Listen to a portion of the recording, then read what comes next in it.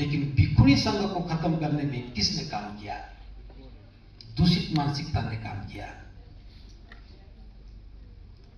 भले ही भिक्षु बन गए, अर्हत हो गए, पहली समिति में महिलाओं की उपेक्षा, भिक्षुणियों की उपेक्षा कर दी गई। यह एक समानता की बात नहीं थी, भिक्षु भिक्षुणियों के बीच में खड़ी दीवार की बात थी। दूसरी समिति हुई, तीसरी समिति हुई, चौथी समिति हुई, पांचवी समिति हुई, भिक्षुणियों का नामो निशान ही खत्म हो गया। अब जिन लोगों ने भिक्षुणी संघ को खत्म किया, वो भिक्षुणी संघ बनने देंगे क्या? बनने देंगे? तो कौन बनने देगा? फिर उन 500 लोगों की आवश्यकता है, 500 भिक्षुणियों की आवश्यकता है। 2500 वर्ष के बाद एक बार फिर 500 महिलाओं को खड़ा होना पड़ेगा और सिर मुंडवा करके, कासाय वस्त्र पहन करके भिक्षुणी संघ की स्थापना का प्रयास करना पड़ेगा। और धम्मभूमि इस काम के लिए पूरा मार्ग प्रशस्त कर रही है, आपके लिए रास्ता बनाने का काम कर रहे हैं। मुझे लगता है कि 500 के नाम से आपको डर भी लगता होगा, लेकिन समाधान है। और इस बार इस मंच के माध्यम से मैं आपको बता रहा हूं, आने वाली 26 सितंबर को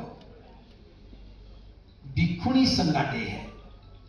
यानी कि कौन सा महीना कहलाता है? भाद्रपद, सावन, भाद्रपद की पूर्णिमा को, नहीं सावन ये नहीं, सितंबर में भाद्रपद आएगा। भाद्रपद की पूर्णिमा के दिन भिक्षुणी संघ बना था। इस बार 26 सितंबर को भिक्षुणी संघ दिवस है, स्थापना दिवस है। धम्मभूमि की ओर से इसी एनसीआर में ही भिक्षुणी संघ दिवस मनाएंगे और उसमें क्या होगा क्या नहीं होगा बात की बात है, लेकिन मैं आमंत्रण दे रहा हूं उपासिकाओं को, उपासकों को, अपना रजिस्ट्रेशन करवा लेना, उसके बिना अनुमति नहीं होगी। और जिन उपासिकाओं को 10 दिन भिक्षुणी के रूप में बिताने हैं, श्रामणेरी के रूप में बिताने हैं, धम्मिनिया जी इसके लिए काम कर रही हैं, उनके सानिध्य में आकर के आप अपना प्रशिक्षण ले सकती हैं, उसकी सूचना आपको दे दी जाएगी। लेकिन 26 सितंबर को धम्मभूमि के तत्वावधान में हम भिक्षुणी संघ डे मनाएंगे, एनसीआर में मनाएंगे। और ये भी बता दूं, यहां से 25 किलोमीटर ज्यादा लंबी दूरी नहीं होगी। हो सकता है कि उत्तर प्रदेश में हो सकता है कि इसके आसपास सराउंडिंग में हो, अभी जगह तय नहीं की है। तो जो 500 की जो मैं बात कर रहा हूं, अब हमारे आंदोलन का ये अगला पड़ाव है कि हम 500 टीम लीडर्स तैयार करना चाह रहे हैं। इसीलिए आज 135 लोगों को चिन्हित करके जिम्मेदारी दी थी, बाकी लोग उनके माध्यम से आए हैं। 650 मुझे ये तो नहीं पता कि 135 में से कितने लोग यहाँ मौजूद हैं, लेकिन मुझे उम्मीद है कि 125 के आसपास होंगे। अब अगला जो प्रयास हमें करना है, देश की राजधानी दिल्ली में जब अगला प्रयास करेंगे तो 500 प्रतिनिधियों के साथ 5-5 लोग और आएंगे, वो सब मिलकर के अगला कार्यक्रम तय करेंगे। अनुमति है? सहमति है? वो कब होगा? जिनको आपने 5-5 तैयार किया है, वो सारे मिलकर के अपने भी अगला काम करेंगे।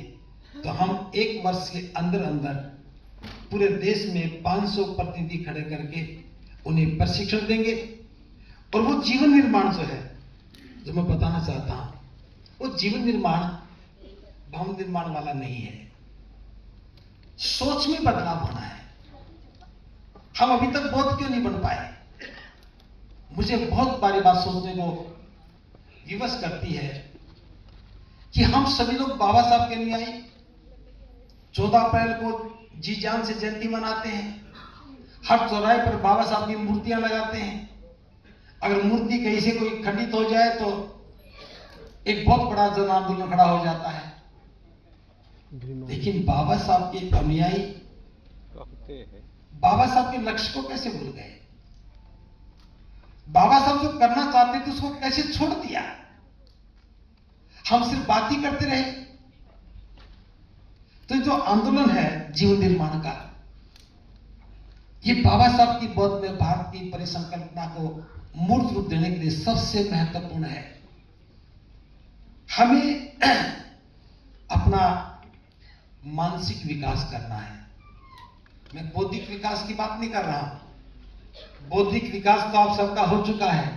आप पढ़े लिखे हैं, ग्रेजुएट्स हैं, नौकरी कर रहे हैं, अधिकारी हैं। आपका बौद्धिक विकास तो हो गया, लेकिन मैं मानसिक विकास की बात कर रहा हूं, मानसिक बदलाव की बात कर रहा हूं।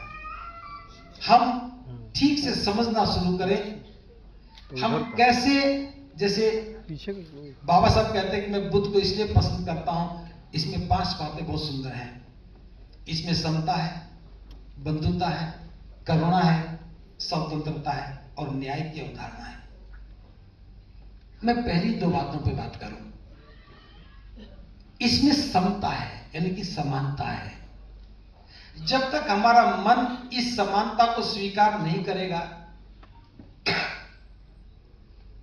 तब तक क्या हम एक समान हो सकते हैं? धम्मभूमि ने प्रयास किया। आज मुझे बात कहते हुए फक्र भी है कि कम से कम धम्मभूमि के प्रतिनिधि जाति में विश्वास नहीं करते, नहीं छोड़ पाए, मजबूरी हो सकती है, लेकिन जाति में विश्वास नहीं करते, छोटा बड़ा नहीं मानते। लेकिन क्या इतने प्रतिनिधियों से समाज बन जाता है? जब हम बौद्ध समाज के निर्माण की बात करते हैं, बौद्ध समाज की स्थापना की बात करते हैं, तो क्या विचार बदले बिना बौद्ध समाज बन सकता है?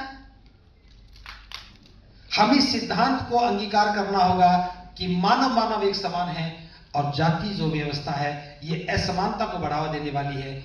हम खुले मन के साथ जाति को नकारें, बौद्ध बनकर के समानता का व्यवहार करें। दूसरी बात, इसमें बंधुता है। क्या हमारा आपस में भाईचारा